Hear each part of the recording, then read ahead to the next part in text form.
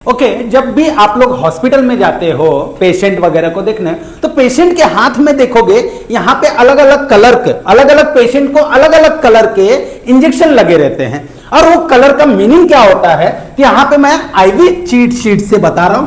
अगर solution hypotonic है तो उसके लिए दो कलर के इंजेक्शन लगेंगे, एक को बोलते हैं ग्रीन और दूसरे को बोलते हैं पिंक। तो ग्रीन का जो गेज होता है वो कितने गेज का होता है? 18 गेज का होता है। और जो पिंक होता है वो 20 गेज का होता है। कितने गेज का होता है? 20 गेज का होता है। और ये हाइपोटोनिक सॉल्यूशन बोला, तो इसमें कितना परसेंट होता है? 0.4% का सॉल्यूशन होता है। कितने परसेंट का होता है? 0.4% का सॉल्यूशन होता है।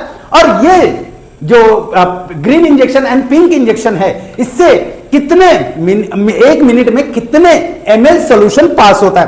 तो 86 to 90 ml सॉल्यूशन पास होता है पर मिनट। कितना?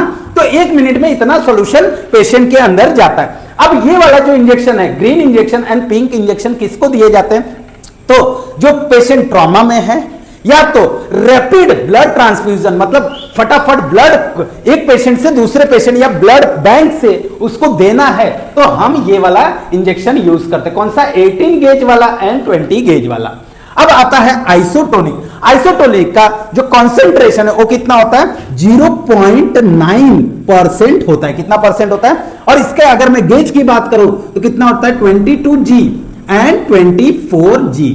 अब ये जो होते हैं आइसोटोनिक वाले, जो मतलब blue injection and yellow injection, किसको दिए जाते हैं? किसको दिए जाते हैं? जैसे नियोनेटल। नियोनेटल मतलब छोटे बच्चे जो न्यूली बॉर्न बेबीज रहते हैं उनको नियोनेटल बोला जाता है। देन पेडियाट्रिक, जैसे 3 से 5 साल 8 साल के बच्चे होते हैं उनको पेडियाट्रिक बोला जाता है। एंड जो ओल्ड एज के रहते हैं पेशेंट, तो उनको देखोगे उनके हाथों में कौन सा इंजेक्शन होता है? इधर ब्लू होगा या तो येलो होगा।